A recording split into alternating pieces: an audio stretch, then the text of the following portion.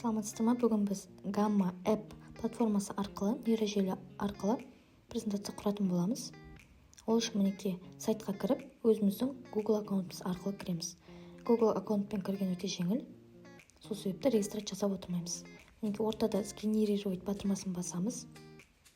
Для работы кішігірім анкетаны өтеміз. Обслуживание клиентов және не үшін қолданғыңыз келеді, барлығын көрсетесіз.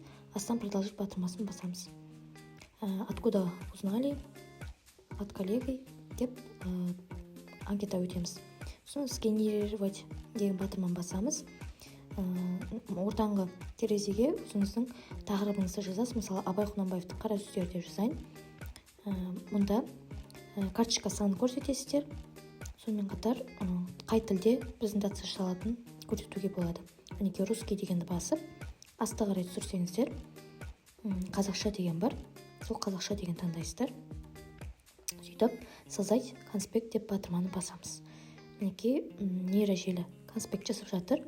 Өзгерту керек болса, өзгертесіздер. Сөйтіп, астындағы сгенерировать батырмасын басамыз. Загрузка жүріп жатыр. Мінекей презентациямыз дайын болды. Келіп жатыр. Екінші слайд, үшінші, төртінші. Бізге қазір 8 слайд, 8 беттік презентация жасап береді.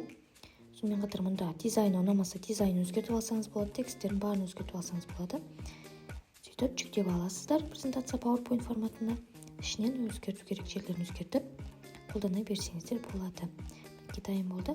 Оң жақта анкета ашылып жатыр, оны жауап бермесек де болады. Болмаса скрит етіп қоюға болады. Міне презентация дайын болды.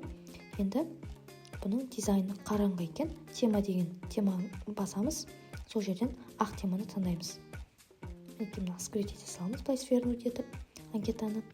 Осылай поделиться батырмасын басып, осы жерде экспорт деп тұр.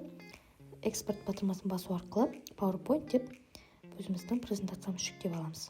Мінекей жүктеліп жатыр.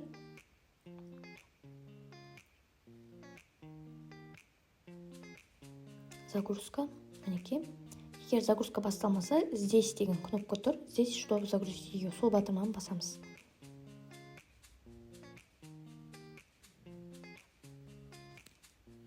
Мінекей жүктелді. Жұмысты ашамыз. PowerPoint форматында разрешить редактирование басып, өзіміздің өзгерткіңіз келген жерлерді өзгертіп, жұмысты сақтап аласыздар.